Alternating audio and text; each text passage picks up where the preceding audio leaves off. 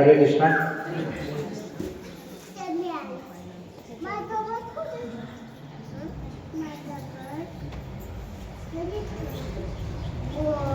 तो आज के हमारे इस सत्संग प्रोग्राम में सभी भक्तों का बहुत बहुत स्वागत है। हरे कृष्णा। आज के हमारे सत्संग प्रोग्राम में सभी भक्तों का बहुत बहुत स्वागत है। माताएं थोड़ा सा बच्चों पे ध्यान रखें। तो हमारे अभी तक के करीब 78 अध्याय 78 अध्याय हो गए हैं कृष्ण कथा के। अभी जो हमारा टॉपिक है बहुत सुंदर टॉपिक है, वो है कृष्ण और सुदामा के मिलन के बारे में। कितने लोगों ने ऐकलंय सुदामाचं नाव? हात वर करा। सुदामाचं नाव माताजी, जर तुम्ही सुदामाचं नाव नाही ऐकलं ना, म्हणजे खूप मला त्रास होणार आहे। तुम्ही मुलांना काय शिक्षा देणार आहे तुम्हालाच माहित नाही सुदामा कोण आहे, एवढा फेमस कॅरेक्टर आहे। त्यासाठी तुम्ही येत राहा लेक्चरमध्ये आणि ऐकत जा, कारण तुम्ही जेव्हापर्यंत तुम्हाला काही समजणार नाही तुम्ही कोणाला सांगणार आहे, कसं काय सांगणार आहे तुम्ही? तो हम अभी सुदामा और कृष्ण के मिलन के बारे में, उनके भेंट के बारे में हम बात करेंगे। तो यहाँ पर हम कथा कर रहे हैं परीक्षित महाराज की और सुखदेव गोस्वामी की। कौन अभी प्रवक्ता है, वचन कर कौन बोल रहा है कथा? सुखदेव गोस्वामी बोल रहे हैं कि परीक्षित महाराज बोल रहे हैं? सुखदेव गोस्वामी, बराबर है।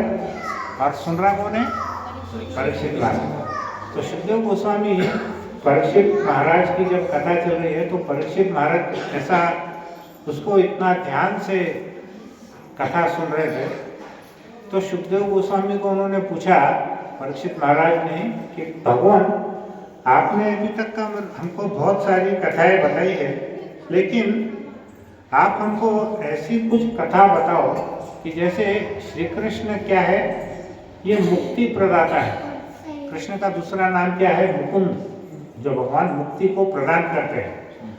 और कृष्ण का जब हम नाम कीर्तन, उनकी रूप लीला जब हम श्रवण करते हैं तो हमारे मन में भगवत प्रेम भी जागृत होता है। करेक्ट?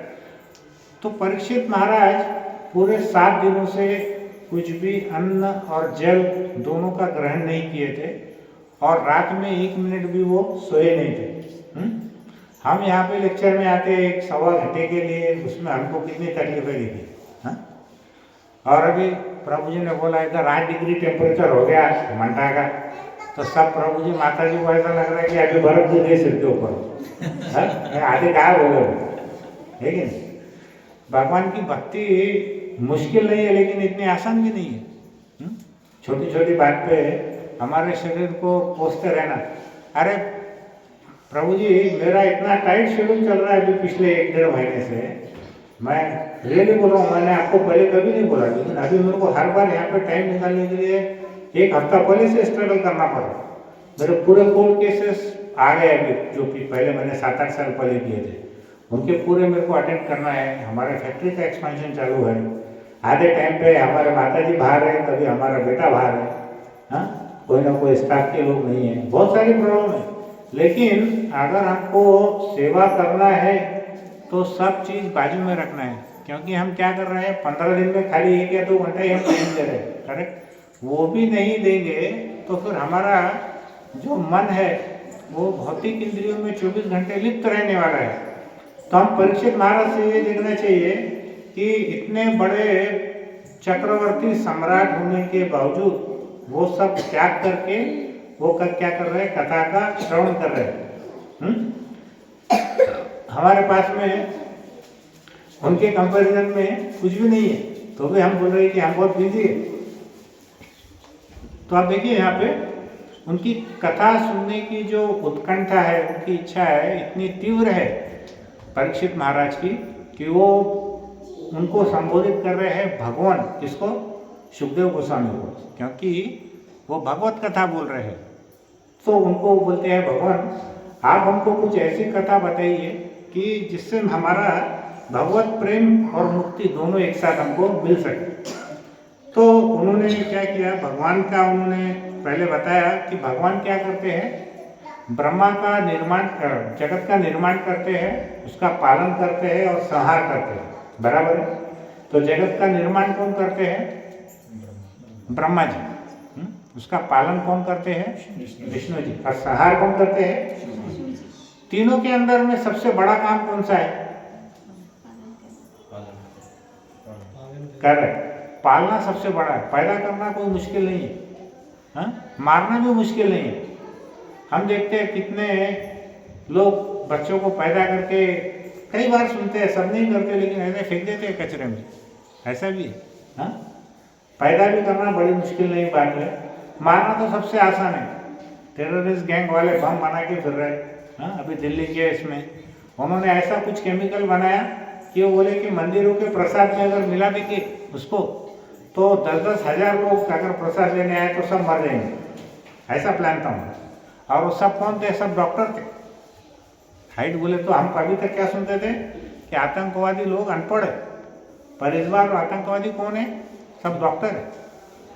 तो पैदा करना भी बहुत मुश्किल नहीं है और मारना भी मुश्किल नहीं है। सबसे बड़ा मुश्किल काम क्या है, पालन करना। अभी आप देखेंगे कि एक माता पिता अपने बच्चों को पालने के लिए कितनी मेहनत करते हैं, आप खुद देख लीजिए, है ना। 24 घंटे उसको हम मेहनत करते हैं, उसके लिए बहुत परिश्रम करना पड़ता है। तो फिर सबसे बड़े कार्य कौन कर रहे हैं, विष्णु जी, मतलब अर्थात भगवान कृष्ण कर रहे हैं। तो उन्होंने बोला कि जो इंद्रिय प्राप्ति को जो सुख मिलता है, मतलब जो हमको पैसा कमाने से सुख मिल रहा है, किसी को शादी करके सुख मिल रहा है, किसी को और कोई चीज में सुख मिल रहा है, वो सुख कैसे है, सब क्षणिक सुख है, टेम्पररी सुख है, वो ज़्यादा दिन चलने वाले नहीं है। लेकिन सबसे बड़ा सुख क्या है, वो है आध्यात्मिक विषय का आनंद प्राप्त करना। अगर आध्यात्म में कुछ मिलता ही नहीं था तो पूरे हमारे भारत में इतने लोग भगवान को मानने वाले हैं, वो अभी तक नहीं रह गए। तो कुछ ना कुछ हमको आध्यात्मिक जो आनंद मिल रहा है, परीक्षित महाराज को वो आध्यात्मिक आनंद और चाहिए था। वो कितने दिनों से भूखे प्यासे बैठे हैं, बिना सोए, बिना खाए, बिना पानी पिए, लेकिन वो क्या बोल रहे हैं कि आप हमको और कथा सुनाइए। तो यहाँ पर प्रभुपाद जी बोलते हैं कि 2 प्रकार के उपासक रहते हैं। एक तो ऐसे हैं कि जो भगवान को मूर्ति के रूप में देखते हैं, उसको बोलते हैं साकार रूप, जो भगवान की मूर्ति को मानते हैं। और दूसरे कैसे हैं, निराकार रूप, जो क्या बोलते हैं कि अहम ब्रह्मास्मि, मैं ही ब्रह्म हूँ। वो भगवान की मूर्ति में ज़्यादा विश्वास नहीं करते, लेकिन हम लोग किस में विश्वास करते हैं, साकार रूप में भगवान की मूर्ति को हम लोग मानते हैं। क्यों मानते हैं, अगर हम मूर्ति को सामने रखते हैं तो हमारे मन में अगर कुछ गलत विचार भी आते हैं तो वो चेंज हो जाते हैं। भगवान की हमको उपासना करनी पड़ती है, सवेरे उठना पड़ता है, माला करना पड़ता है, भगवान को भोग लगाना पड़ता है, उसके पश्चात ही हम खाते हैं, राइट। तो ये जितने भी कार्य हैं यहाँ पर प्रभुपाद अपने वर्णन में किए कि 2 प्रकार के जो भक्त है, एक है साकार, एक है निराकार। लेकिन उसमें श्रेष्ठ कौन है, जो साकार है वो श्रेष्ठ है।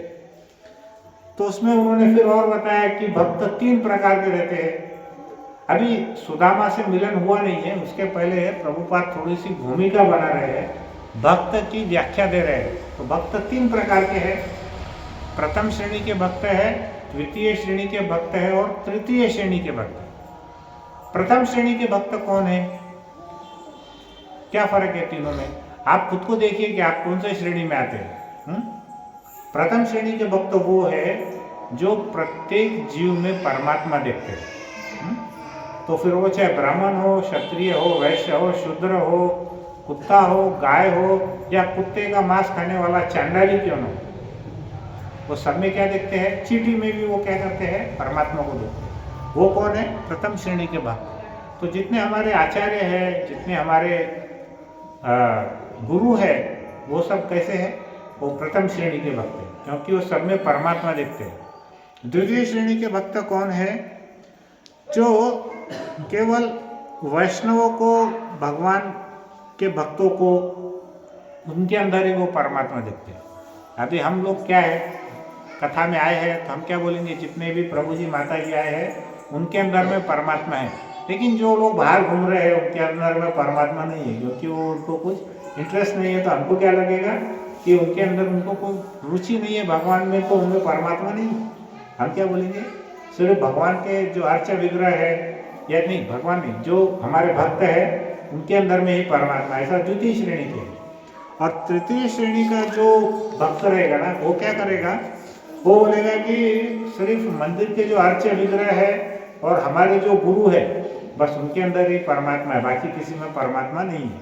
ऐसा जो है वो कौन है, तृतीय श्रेणी का भक्त है। तो अभी हमको देखना है कि हम कौन से श्रेणी में आते हैं। क्या हम प्रत्येक जीव में परमात्मा देखते हैं? सोचिए, हम ऐसा बोलने को बोलते हैं लेकिन हम वास्तव में सोचते नहीं है।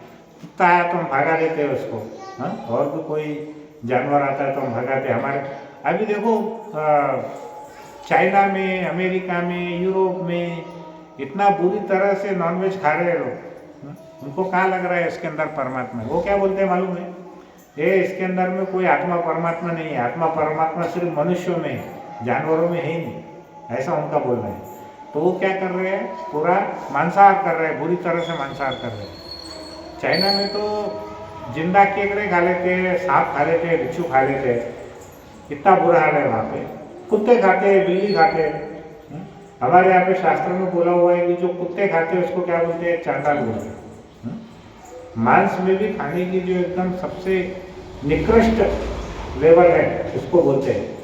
लेकिन जो प्रथम श्रेणी का भक्त है वो क्या करता है, सब में परमात्मा देखता है।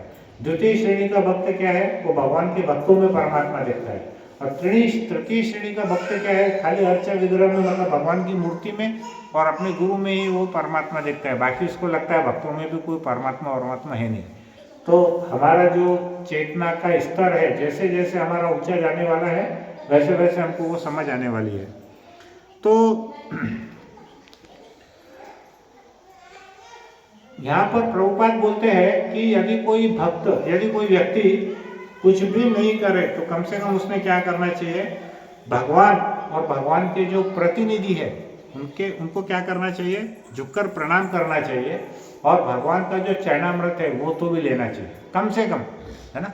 कोई आपको हमसे बड़ा भक्त मिलता है या कोई भी भक्त मिलता है तो हमने क्या करना चाहिए, उसको दंडवत प्रणाम करना चाहिए। और भगवान का जो चरणामृत है वो कम से कम लेना चाहिए, ये एकदम मिनिमम है। मतलब ये करने से कोई हम भक्त नहीं बनने वाले हैं, ये बनने से हम मनुष्य के स्तर पे आएंगे कम से कम। मतलब जानवर में और हमें थोड़ा सा इतना ही फर्क है कि हम चरणामृत ले रहे हैं, एक जानवर चरणामृत नहीं ले रहा है। हम झुककर प्रणाम कर रहे हैं, जानवर झुककर प्रणाम नहीं कर रहा है, बस उतना ही फर्क है ना। तो यहाँ पर अभी देखेंगे कि सुखदेव और परीक्षित महाराज जब ऐसे वार्तालाप कर रहे थे तो सुखदेव गोस्वामी को जब परीक्षित महाराज बहुत सारे प्रश्न पूछने लग गए तो सुखदेव गोस्वामी बहुत प्रसन्न हो गए। क्या होता है, कोई भी वक्ता कब प्रसन्न होता है, जब जो सुनने वाले लोग हैं उनके अंदर में कोई रुचि है। आता मी प्रवचन बोललो आणि तुम्ही सगळे झोपायला लागले तर मला काय त्याच्यात इंटरेस्ट येणार आहे का, नाही येणार आहे, बरोबर आहे का नाही। मग तुम्ही सगळे जागा व्हायला पाहिजे, मधून मधून प्रश्न विचारतात। आमच्याकडे जे भगवतकथा चालली होती ना जालन्यामध्ये 2 वर्ष अगोदर, तेव्हा आमचे जे प्रभूजी आले होते ते विचारायचे मधून मधून काहीतरी प्रश्न विचारायचे। तर ते म्हणाले की मी चेक करतो तुमचं अँटिना चालू आहे का, सिग्नल घेतोय का म्हणजे हां। तरी आपण मध्ये मध्ये आता एक कथा ऐकून घ्यायची कि कृष्ण भगवान और सुदामा। तो सुदामा वास्तव में कौन था कि भगवान का एक मित्र था। सुदामा कौन था, एक ब्राह्मण था और भगवान का वो मित्र था और वो बहुत बड़ा भक्त भी था। सबसे बड़ी उसकी क्वालिफिकेशन क्या थी कि भगवान का वो बहुत बड़ा भक्त था और उसको भौतिक चीज़ों में आसक्ति नहीं थी। भौतिक चीज़ें मतलब क्या है बोलिए, भौतिक वस्तू म्हणजे काय, हां माताजी तुम्ही बोला, भौतिक वस्तू म्हणजे काय, पैसा गाडी, भरपूर वेळी आपण सांगितलं आहे ते भौतिक वस्तू म्हणजे काय, बरोबर आहे की नाही। हां करेक्ट। तर धन दौलत आणि आपले पारिवारिक जे लोक आहेत, नवरा बायको मुलगा मुलगी हे जे सगळे आहेत ना ते काय आहे भौतिक। तो ये जो सुदामा ब्राह्मण था उसको अपने भौतिक चीज़ों में कोई भी आसक्ति नहीं थी। वो क्या करता था, सुबह से रात तक का वो भगवान का ही चिंतन करता था। और उसका सबसे बड़ी बात थी कि वो बहुत शांत था और उसको अपनी इंद्रियों पे नियंत्रण था। हमको हमारी इंद्रियों पे नियंत्रण है क्या? नहीं।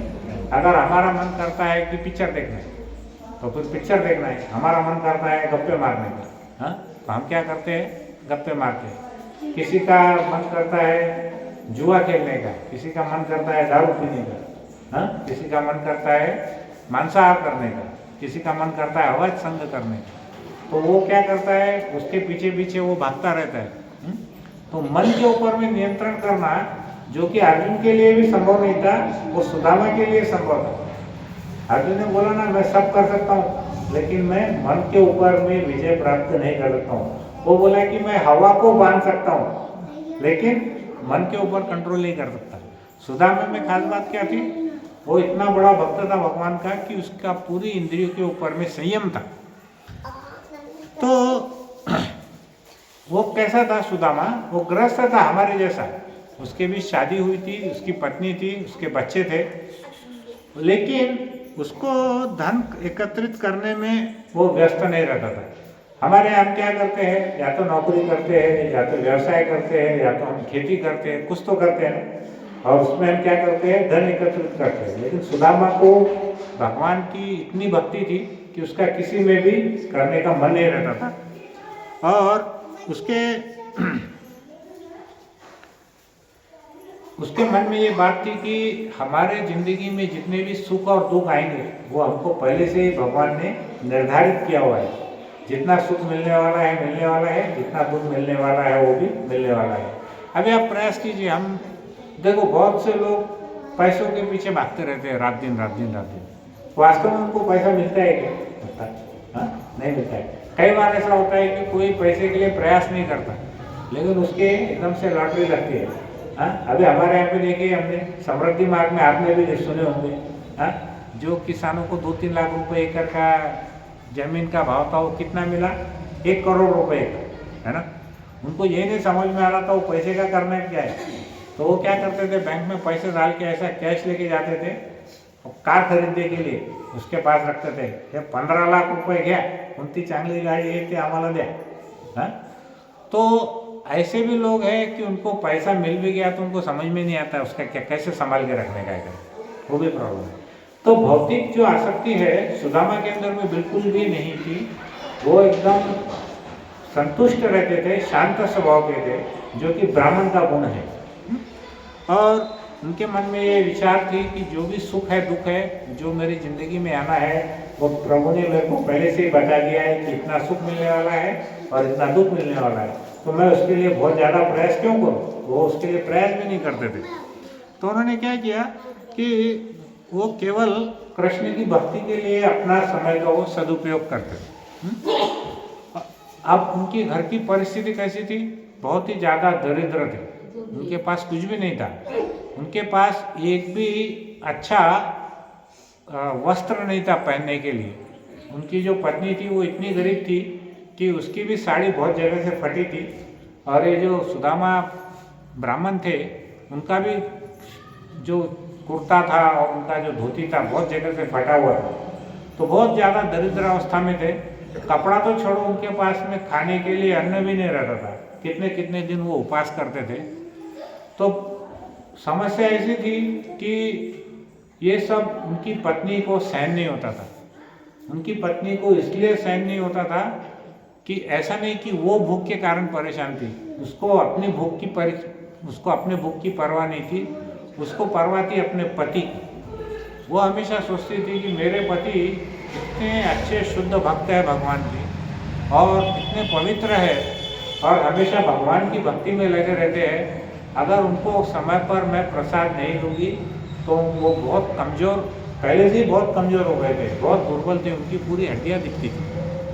तो इतने कमज़ोर हो गए तो वो बेचारी मन ही मन बहुत रोती थी कि किसी भी प्रकार से मैं मेरे पति के लिए कुछ करूं ताकि कम से कम उनको 2 वक्त का भोजन प्रसाद मिले और वो भगवान की भक्ति अच्छे से कर सके। तो वो एक बार आई और बहुत कांपते हुए बोली, क्योंकि वो भी बहुत दुबली पतली दुर्बल थी, उसके भी शरीर में उतनी शक्ति नहीं थी।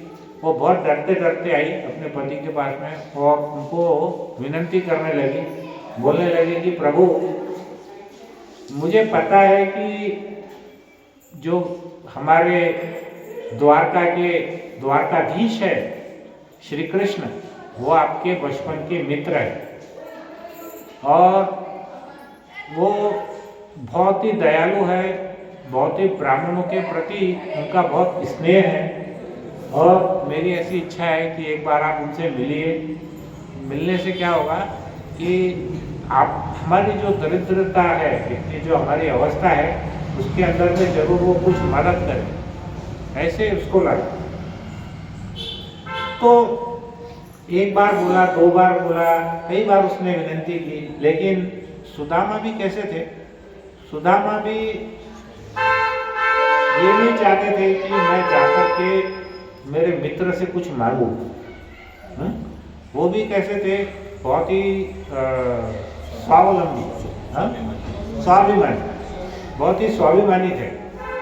लेकिन एक बार उनको ऐसा लगा, बार बार जब पत्नी ने आग्रह किया तो उनको ऐसा लगा कि चलो एक बार ऐसा करेंगे, ये अगर बोलती है तो कोई बात नहीं, लेकिन मैंने भी मेरे मित्र को बहुत सालों से नहीं देखा है, तो क्यों न एक बार जाकर के मैं मेरे मित्र से मिलूं। तो ये भावना के साथ में सुदामा ने बोला कि ठीक है, तुम इतना बार बार आग्रह कर रही हो तो मैं मेरे मित्र को मिलने जाता हूँ।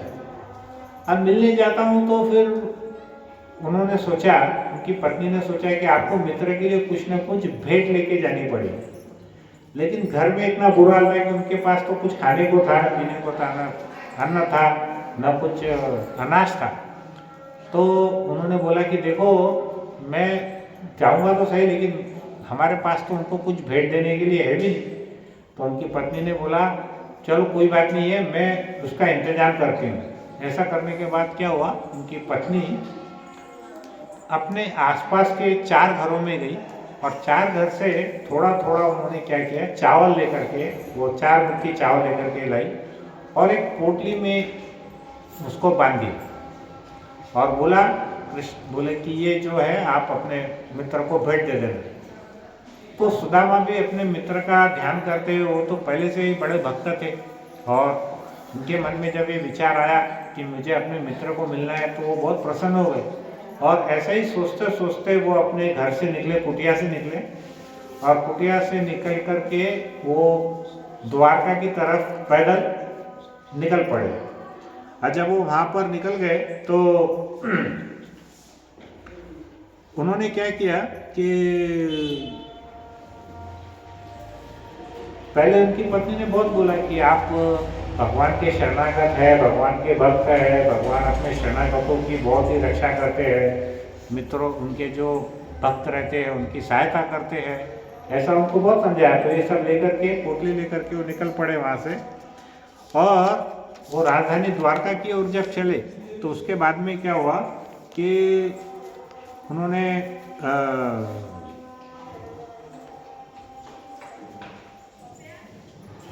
वहाँ पर अंदर जब पहुँचे तो वहाँ पर देखा कि उनके महल के बाहर बहुत ही कड़ा पहरा था। तो ऐसे 3 अलग अलग स्तर के वहाँ पर गेट बने हुए थे, द्वार बने हुए थे, जिसमें से वो चेकिंग करके अंदर जाने देते थे। लेकिन भगवान श्री कृष्ण ब्राह्मणों के प्रति बहुत ही ज़्यादा प्रेम वत्सल थे, तो ब्राह्मणों से बहुत ही प्रेम करते थे, स्नेह करते थे। तो जैसे ही मालूम पड़ता था पहरेदारों को, द्वारपालों को कि ये कोई ब्राह्मण है, श्री कृष्ण को मिलने जा रहे हैं हमारे राजा को, तो वो उनको अंदर जाने के लिए छोड़ देते। बराबर आज के जैसा नहीं है कि हमको इसके कोई आदमी एक आधा टेररिस्ट भी ब्राह्मण के कपड़े पहन के जाएगा। 5000 साल पहले ऐसा कुछ भी नहीं था। अभी भी हमारे पास 100 साल पहले नहीं था कुछ भी, ये अभी अभी सब चालू हुआ। तो क्या हुआ, वो 3 दरवाजे ऐसे अलग अलग जा कर के गए। तो तीसरे दरवाजे के बाद में जब वो अंदर पहुंचे तो वो देख करके सुदामा दंग रह गए। उन्होंने देखा वहां पर 16,108 महल थे कितने? 16,108 महल। क्यों थे 16,108? 16,108 कौन है? भगवान की रानियाँ, पत्नियाँ। कितनी थी? 16,000। उतने सारे महल थे। तो जब सुदामा अंदर पहुँचे तो उन्होंने देखा कि सबसे ज़्यादा जो आलीशान महल था, भव्य, सबसे बड़ा, सबसे सुंदर, तो उन्होंने सोचा मन ही मन में कि जरूर यही द्वारकाधीश का मंदिर होना चाहिए। तो सुदामा वहाँ पर पहुँचे, उनके मंदिर, उस महल के अंदर में पहुँचे, और वो क्या हो रहा था कि उनके जैसे अंदर पहुँचे वहाँ पर उन्होंने देखा कि श्री कृष्ण अपनी पत्नी रुक्मिणी के साथ में एक शैया पर बैठे हुए थे। तो जैसे ही श्री कृष्ण ने सुदामा को देखा, वो तुरंत दौड़ते हुए से उसके पास आए और उसको गले से लगा लिया। तो सुदामा को तो ऐसे लगने लग गया कि भाई मैं तो वैकुंठ में आ गया। मतलब इतना सुंदर पूरा महल, आसपास का वातावरण इतना रम्य था, और उस महल का वर्णन कोई इंद्रलोक के महल से भी ज़्यादा सुंदर, ऐसा इंद्र के भवन से भी ज़्यादा सुंदर वो भवन था। तो वहाँ पर वो जाकर के जब श्री कृष्ण आ गए उनको मिलने के लिए, गले मिलने के लिए, तो जितने वहाँ पर दास और दासियाँ थे भगवान के महल में, वो सभी बड़े अचंभित हो गए।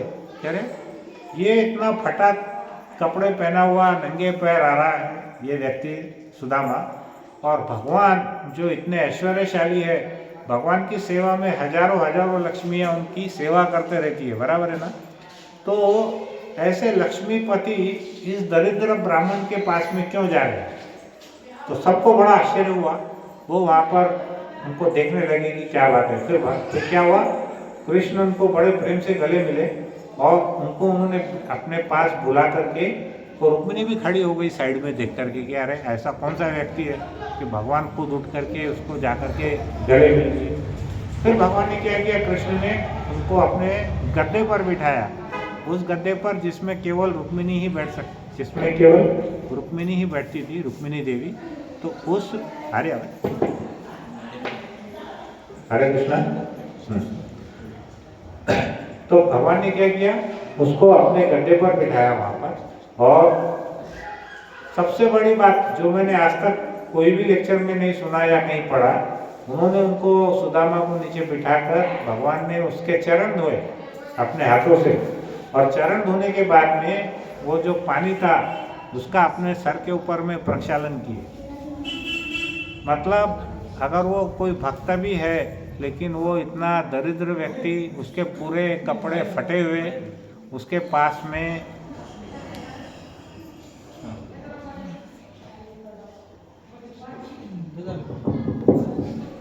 हाँ हरे कृष्णा, तो उसके पूरे फटे हुए कपड़े थे, बहुत ही दरिद्र अवस्था में था।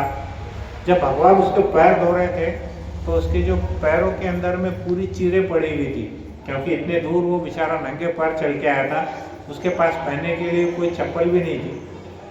और इतनी अवस्था को देखकर भगवान बहुत ही ज़्यादा, उनका हृदय द्रवित हो गया।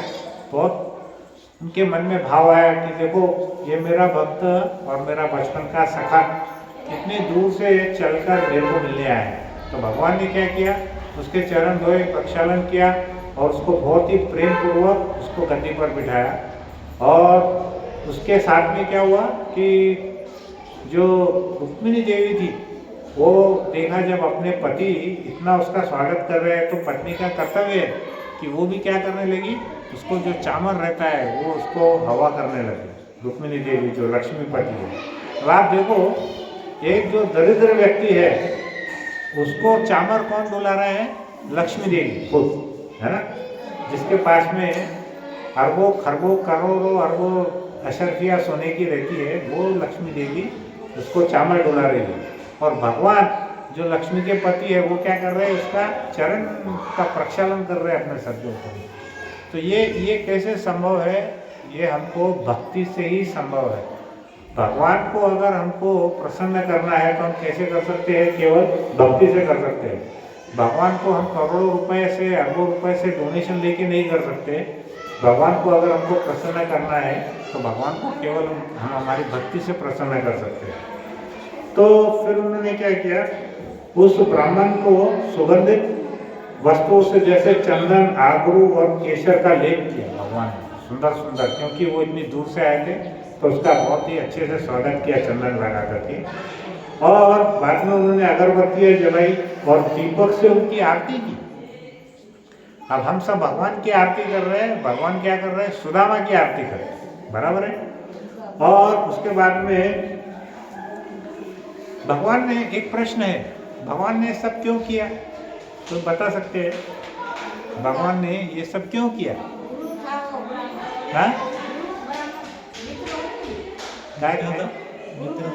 क्या मित्रता, मित्रता तो देखो ठीक है, लेकिन हमारे ऐसे हजारों मित्र हैं, हम कभी बुलाते हैं घर में कोई, हमारे पास में गरीब आया था, ब्राह्मण था, करेक्ट, एक बात ब्राह्मण था, भक्त था, सच्चा भक्त था। और क्या कारण है? ये दोनों भी सही है, लेकिन इससे भी ऊपर एक कारण है, भगवान को दिखाना था कि मैं भक्तों का दास। यस, ये आपका उत्तर सही है। इसमें थोड़ा सा हम ऐड करेंगे कि भगवान क्या कर रहे थे, अभी एक मनुष्य का अभिनय कर रहे थे। भगवान अभी क्या बोल के आए थे, मनुष्य बोल के आए थे। भगवान हम बोल रहे हैं, लेकिन भगवान वहाँ पर रोल कैसा कर रहे थे, मनुष्य का। तो मनुष्य जाति को बताना चाह रहे थे कि अगर कोई व्यक्ति ब्राह्मण है, कोई गरीब है, कोई दरिद्र है, लेकिन बचपन का हमारा मित्र है, तो उसके साथ हमने कैसा पेश आना चाहिए, बराबर है। तो यहाँ पर ये जो आपने बोला सब बातें सही है कि वो ब्राह्मण था, बहुत बड़ा भक्त था, मित्र था, लेकिन उससे भी बड़ी बात क्या था, भगवान क्या कर रहे थे वहाँ पर, अभी मनुष्य का वो अभिनय कर रहे थे, बराबर है। जैसे हम कोई ड्रामा में देखते हैं, कोई कुछ रोल करता है, कुछ कोई अभिनय करता है, तो उस समय क्या करता है, वो वैसा ही काम करता है जैसा उसका रोल है। भगवान अभी यहाँ पे भगवान का रोल नहीं कर रहे, वो किसका रोल कर रहे हैं, मनुष्य का। और वो बाकी मनुष्य जाति को बताना चाह रहे थे कि अगर कोई ब्राह्मण आता है आपके पास में और भगवान का भक्त है शुद्ध, तो उसका स्वागत हमने उनको कैसे करना चाहिए, इसलिए भगवान ने किया। तो उसके वस्त्र बहुत ही गंदे हो गए थे, बहुत जगह से फटे हुए थे, हा? और बहुत ही पतला था, वो लंबा था, लेकिन बहुत दुर्बल हो गया था। कौन, सुदामा। और उसकी हड्डियां भी दिख रही थी, जैसे एक आदमी हम देखते हैं ना, गाय को चारा नहीं दिए तो कैसी हड्डियां दिखती है उसकी, वैसे उसकी हड्डियां भी दिख रही थी। और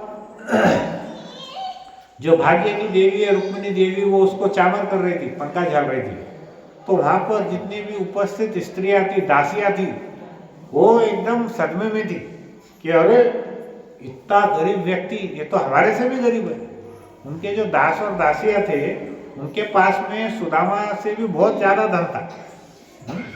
तो उनके जो भगवान के जो महल के दास और दासियाँ थे, वो बड़े अचंभित हो गए कि यार ये देखो, हमको तो भगवान कभी किए नहीं, ये तो हमसे भी गरीब है।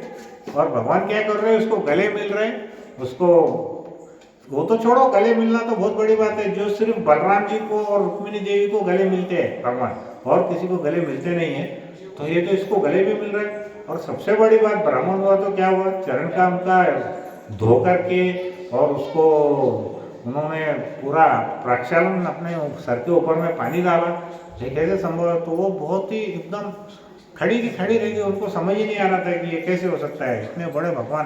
तो आप सोचो कि पूरे द्वारकाधीश जैसा एक आधा अंबानी आ गया और कोई बहुत गरीब आदमी गांव का चले गया उसके पास, और उसने अगर ऐसा कर लिया तो क्या होने वाला है, हाँ, कोई ऐसा मानेगा ही नहीं कि ऐसा कैसे हो सकता है। लेकिन भगवान ने ये किया क्योंकि हमको सबको बताना था कि हमारा व्यवहार कैसा रहना चाहिए। भले हमारे पास में कितनी भी धन संपत्ति क्यों नहीं रहती, लेकिन जो भगवान का शुद्ध भक्त है और जो ब्राह्मण है, उसके साथ हमने कैसे उसका स्वागत करना चाहिए। फिर उसके बाद में अब देखो, न तो स्वच्छ वस्त्र पहना हुआ था, न उसके पास कोई धन था, दरिद्र था, बराबर है। और वो ये, लेकिन एक बात सबको समझ में आ गई, महल में जितने भी लोग थे उनको एक बात समझ में आ गई कि ये कोई साधारण तो व्यक्ति नहीं है, ये कोई खास है। कि भगवान गले मिल रहे हैं और उसको अपने सोफे पे, उनकी गद्दी पे, पलंग के ऊपर में बिठाए। अगर हमारे कितना भी नजदीक आएगा तो उसको हम अपने अंदर के निजी कक्ष में नहीं लेके जाए, बराबर। तो भगवान उसको वहाँ पर भी बिठाए तो कोई इतना समझ लिया कि ये कोई साधारण व्यक्ति नहीं है। तो फिर वो सोचने लगी कि देखो ये तो हमसे भी दरिद्र है, लेकिन इसने जरूर पिछले जन्म में कुछ पुण्य कर्म किए होंगे, इसी कारण भगवान खुद उसको मिलने आए और वो हमको यहाँ पर उन्होंने उसका इस प्रकार से स्वागत किया और उससे वैसा ही आलिंगन किया जैसे वो केवल बलराम जी और लक्ष्मी देवी को, रुक्मिणी देवी को आलिंगन करते हैं। फिर उसके बाद अब ये सब होने के बाद में श्री कृष्ण ने उनको पूछा, उन्होंने सोचा कि मेरा मित्र यहाँ आया, तो उन्होंने बोला कि अरे मित्र, तुम इतने सालों के बाद यहाँ पर आए हैं, बहुत प्रसन्नता हो रही है मुझे। और उनका पहले उन्होंने उनकी प्रशंसा की कि आप तो बहुत ही सर्वाधिक बुद्धिमान हो, आप धार्मिक हो, आपको धर्म के पूरे सिद्धांत भी पता है। और मुझे पूरा विश्वास है कि आपने गुरुदेव से शिक्षा प्राप्त की होगी और एक योग्य पत्नी से आपने विवाह किया होगा, ऐसा वो पूछ रहे थे, क्योंकि भगवान के वो गुरुकुल के मित्र थे। उसके बाद वो मिले ही नहीं थे, तो भगवान ऐसा सोच रहे कि आपने भी विवाह किया होगा ऐसा। और मुझे जहाँ तक याद है आप प्रारंभ से ही भौतिक चीज़ों में अनासक्त थे, आपको कभी भी संसार में कोई रुचि नहीं थी, मुझे अच्छे से पता है। और आशा है कि हमारे विद्यार्थी जीवन के वे दिन तुम्हें भी याद होंगे जब हम एक साथ वो जो हमारे गुरु के निवास स्थल पर रहते थे, भगवान उनको याद दिलाए। वास्तव में क्या होता है, गरीब व्यक्ती याद दिलाता है अमीर आदमी को की प्रभूजी तुम्ही ओळखता का मला, तुम्हाला तिथे भेटलो होतो, आम्ही बरोबर होते, तुमच्या बरोबर होते। और श्रीमंत आदमी बोलता है हाँ तुम्हाला कुठेतरी बघितलं पण लक्षात नहीं है ना। यहाँ उल्टा है, यहाँ भगवान उसको याद दिला रहे, अरे सुदामा तुमको याद है कि हम बचपन में साथ में थे। ये भगवान की मानता है। इसके विपरीत योग्य शिक्षक के मार्गदर्शन में हमको ज्ञान मिला है तो हमारा जीवन सफल होता है। वो अपनी बातें कर रहे थे कि हमारे गुरु इतने अच्छे थे कि उनके ज्ञान के कारण हमारा जो जीवन है सफल हो गया है, और अगर वो नहीं मिलते तो हम अज्ञान के सागर में रहते। अभी देखिए, अभी आज के युग में हम सफलता और असफलता का जो मापदंड है वो क्या है। एक व्यक्ति को हम सफल बोलते हैं, कब बोलते हैं, जब वो बहुत पैसा कमाता है, बराबर है। कलयुग क्या है, गिरा हुआ है, पतित है। उस समय ऐसा नहीं था, उस समय जो व्यक्ति जितना बड़ा भक्त रहता था उतना वो महान रहता था, पैसों से महान नहीं होता था। अभी ये कलयुग के सब लोग कैसे है, भिखारी हो गए, सिर्फ पैसा है तो महान है, पैसा नहीं है तो कुछ नहीं। ये विचारधारा अभी आप देखे होंगे पिछले 30-40 सालों में और ज़्यादा पनप गई। पहले ये विचारधारा इतनी नहीं थी। याद है बोली, आप आपके पिताजी को पूछेंगे तो उस समय क्या होता था कि जो विद्वान व्यक्ति रहता था उसका सम्मान होता था। अभी क्या हो गया, सिर्फ पैसा है तो सम्मान है, नहीं तो नहीं है। ये हमारे भागवतम के 12वें स्कंद में भी बोला हुआ है पहले, 5000 साल पहले, कि कलयुग का ये लक्षण है। लेकिन वो 4,32,000 वर्ष का हमारा कलयुग 5,000 वर्ष में ही गिरने लग गया, बराबर जी, जो उन्होंने हमारा फोरकास्ट किए थे लाखों साल के बाद में। तो कैसा है, जो हमको ऊपर जाने की जो स्पीड है वो बहुत स्लो है, और पतित नीचे पतन होने की स्पीड है वो कैसी है, बुलेट ट्रेन की जैसी। हाँ, जो काम 10,000 साल में होना 100 साल में हो जा रहे। हाँ, बच्चियाँ 12-13 साल में गर्भवती हो रही। फ्रांस के अंदर में 70% लड़कियाँ 14 साल में गर्भवती होती, मालूम है प्रभु जी आपको। फ्रांस के अंदर, यूरोप में, वो हमको बोलते हैं तुम बैकवर्ड एरिया में है, उनसे बैकवर्ड कोई नहीं। 14 साल की उम्र में 70% लड़कियाँ गर्भवती हो जाती वहाँ पे, वो लोग एबॉर्शन करते वहाँ। तो हमारी संस्कृति कहाँ जा रही, हम सब पतन की ओर जा रहे, बराबर है ना। तो वहाँ पर श्री कृष्ण बोलते हैं सुदामा को कि हमारे गुरु ने हमको जो सिखाया उसके कारण हमारा जीवन सफल हो गया।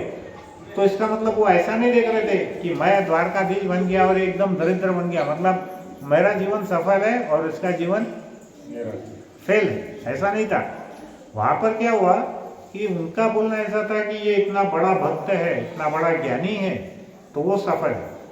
अगर किसी व्यक्ति के पास में बहुत धन है लेकिन वो अज्ञान से भरा हुआ है, तो शास्त्र की दृष्टि में, कृष्ण की दृष्टि में वो क्या है, वो सफल नहीं है, वो असफल। तो फिर वहाँ पर वो थोड़ी सी शिक्षा दे रहे थे सुदामा को कि मनुष्य को चाहिए कि सबसे पहले अपना गुरु उसने किसको मानना चाहिए, अपने पिता को मानना चाहिए। ऐसा भगवान सुदामा से बात कर रहे थे। सबसे प्रथम गुरु क्यों है, कौन है, उसका पिता है, जिसके कारण ही उसको ये शरीर प्राप्त हुआ है। और दूसरा गुरु कौन है, जो हमको आध्यात्मिक दीक्षा देता है। तो जो अगर हमको दीक्षा मिलती है तो हमारे जो आध्यात्मिक दीक्षा गुरु है और जो शिक्षा गुरु भी है। शिक्षा गुरु मतलब कौन से, जो हमको प्रवचन देते हैं। तो दीक्षा गुरु तो एक ही रहते हैं, लेकिन शिक्षा गुरु तो अनेक रह सकते हैं। लेकिन भगवान क्या बोलते हैं कि दीक्षा गुरु एक होंगे, शिक्षा गुरु अनेक भी हो सकते हैं, लेकिन जो हमको आध्यात्मिक उपदेश देता है और जो गुरु अपने शिष्य को शिक्षा देता है, उन दोनों को ही भगवान के स्वरूप मानना चाहिए, क्योंकि वो मेरे प्रतिनिधि है। तो हमको जो भी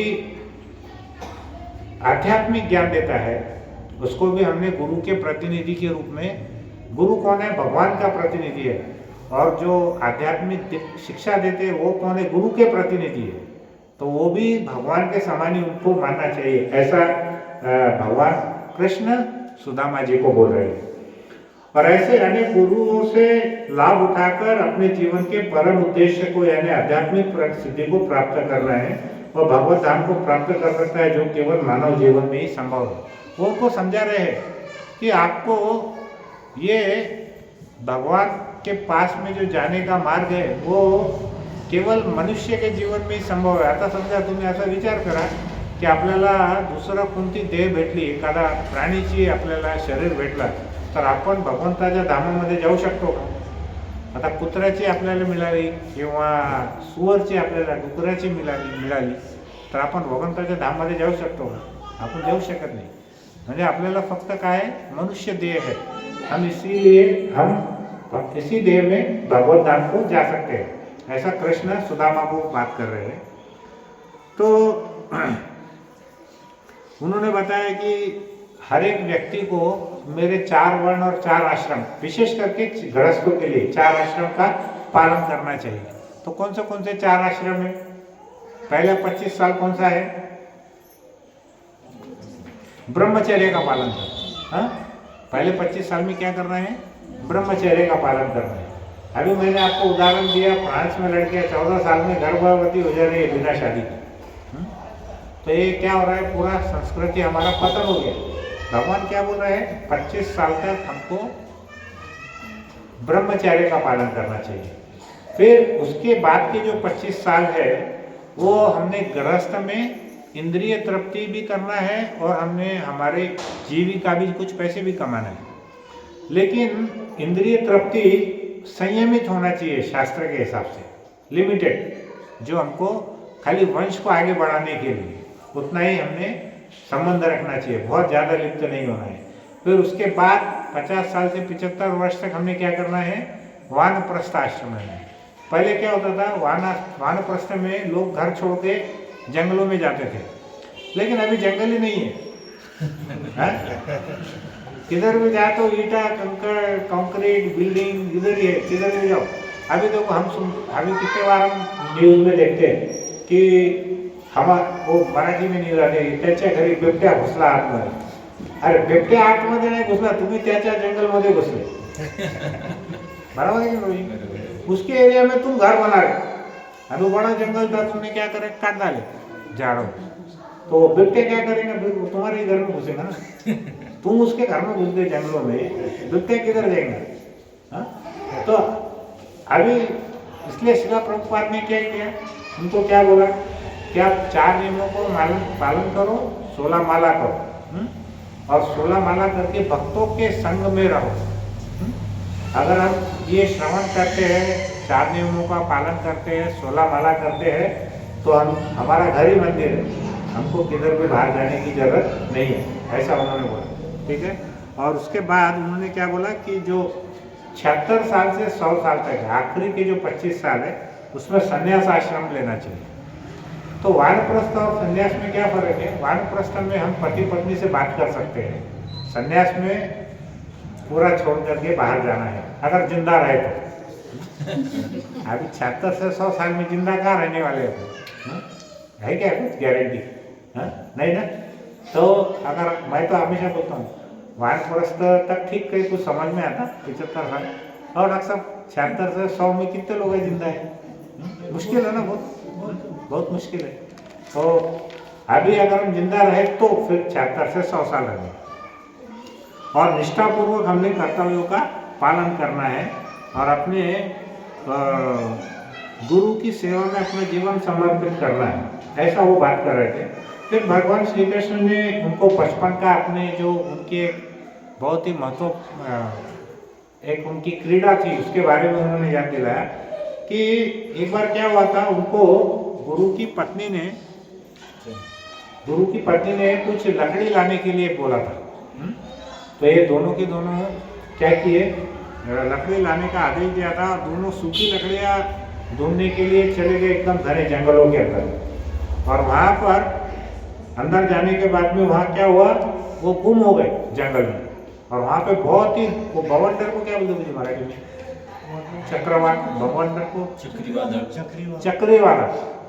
चक्रीवादल आ गए वहाँ पे, और बहुत भयंकर बारिश होने लग गई। इतना बारिश होने लग गई कि कई फुट तक का पानी भर गया उसमें, और पूरा वो बेचारे दोनों बालक थे तो रास्ता भूल गए। फिर उसके बाद क्या हुआ, वो बहुत भूखे प्यासे थे और बहुत व्याकुल हो गए थे। फिर उन दोनों ने क्या किया, एक दूसरे का हाथ पकड़ा और पूरी रात वो क्या किए, एक वृक्ष के ऊपर में जाकर के चले गए, क्योंकि वहाँ पर उनको जंगली जानवरों का भी बहुत डर था। तो एक वृक्ष के ऊपर में वो दोनों के दोनों वहाँ पर चले गए, और क्या करने लगे, वहाँ रास्ता वो खोजने लग गए कि रास्ता कहाँ पर है करके, तो उसको वो खोजने लग गए।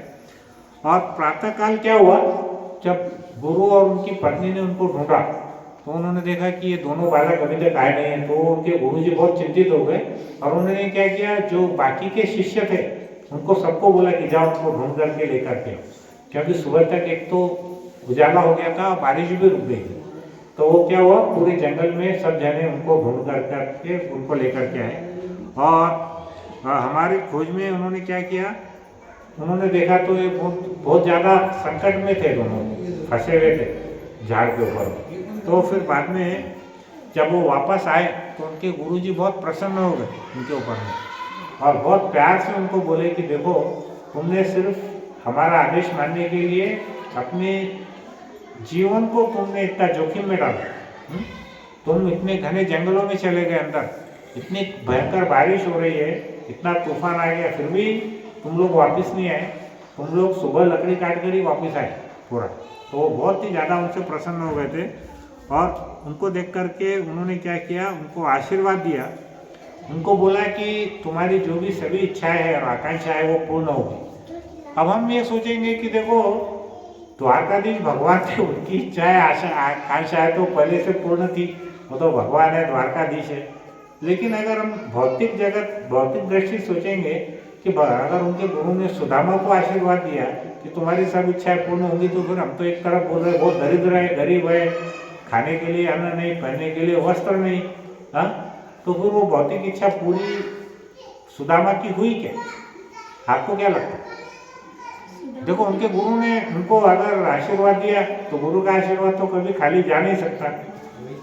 उनकी जो इच्छाएं थी, सुदामा की इच्छा थी क्या भौतिक पैसा प्राप्त करने की? नहीं, सुदामा की इच्छा क्या थी? भगवान की भक्ति करने। तो उनकी इच्छा पूर्ण हुई कि नहीं? और कृष्ण तो स्वयं भगवान है, वो तो खुद भाग्य विधाता है, तो उनका भाग्य गुरु के इससे तो नहीं है, लेकिन वो एक मानव का अभिनय कर रहे थे, इसलिए वो हमको बताना चाह रहे थे कि उनका आशीर्वाद उनको मिला। लेकिन उन्होंने ये बताया कि किसी भी स्थिति में आपको अपने गुरु को प्रसन्न रखना चाहिए। तो फिर उसके बाद क्या हुआ, उन्होंने एक आशीर्वाद बहुत अच्छा दिया, क्या कि जितना भी ज्ञान तुमको मुझसे प्राप्त हुआ है वो तुम्हें सदैव याद रहेगा, स्मरण रहेगा, जिससे तुम वेदों की शिक्षा बिना किसी कठिनाई के उसको सबको बता सको। देखो मैं आपको सच्ची सच्ची बताता हूँ, मैं जो लेक्चर प्रिपेयर करके आता हूँ ना, मेरे को कुछ महीनों के बाद में पूछेंगे तो याद रहने वाला है क्या? नहीं। मैं तो टॉपिक याद रखूँगा, हमारे भक्तों को तो क्या काय के बारे में बोलो वो भी याद नहीं रहेगा। अगर गुरु ने ऐसा अपने को आशीर्वाद दिया कि आपको ये सब स्मरण रहने वाला है तो कितना बड़ा आशीर्वाद है। मैं तो हमेशा सोचा कि मैंने जो भी कुछ पढ़ा, भागवतम, भगवत गीता, चैतन्य चरितामृत, अगर ऐसा कोई गुरु मुझे आशीर्वाद दे तो इससे बड़ा तो कुछ लॉटरी हो ही नहीं सकती। प्रभु जी हमको बार बार प्रिपेयर करने की जरूरत ही नहीं है, एक बार पढ़े हम श्रोतीदार बन गए, हमारे अंदर स्मरण हो गया, किधर भी किसी ने भी बोला हमको टेंशन ही नहीं है, मंटा में देना है या अमेरिका में देना है या और कहीं देना है, हाँ हम गए सीधा और बैठ गए, अपना खोल करके जितना याद आया उतना पूरा की पूरा ऐसे ही बोल दिए। तो इससे बड़ा आशीर्वाद तो कुछ हो ही नहीं सकता। तो उनके गुरु ने उनको दोनों को ये आशीर्वाद भी दिया। और इस प्रकार उन्होंने क्या बोला कि हमारी अनेक घटनाएं गुरुदेव के आश्रम में हमारे साथ हुई और हम देख सकते हैं कि गुरु के आशीर्वाद के बिना कोई भी व्यक्ति सुखी नहीं हो सकता। उनके आशीर्वाद से ही मनुष्य शांति और समृद्धि पाता है और जीवन को सफल बना सकता है।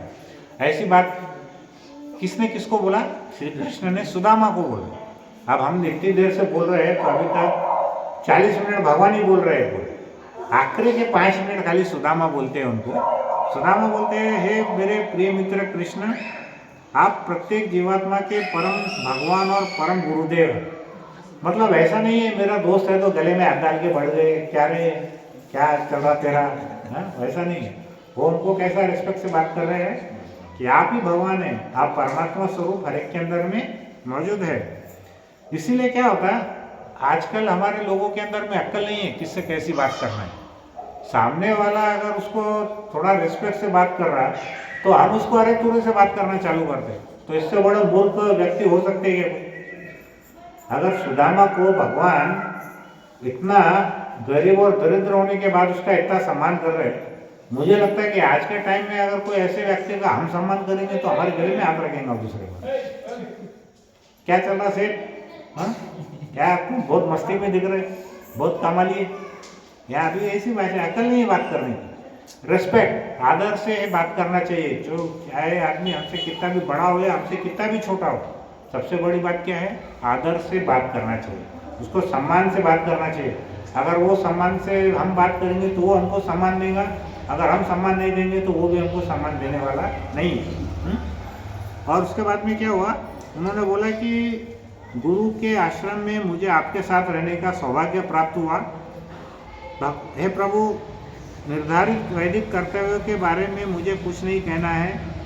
आपके जो अंग है वो क्या क्या है, भगवान कैसे प्रसन्न होते हैं, वैदिक मंत्रों से, धार्मिक उत्सवों से, और ये सब हम करते हैं। हम जो आर्थिक जो भी हम कमाते हैं वो भगवान के इसमें अगर हम उसको दान करते हैं, और हमारी इंद्रिय तृप्ति को ना मानते हुए अगर हम भगवान की तृप्ति के लिए कार्य करते हैं, तो हम क्या करेंगे, आपको अवश्य प्राप्त कर सकते हैं।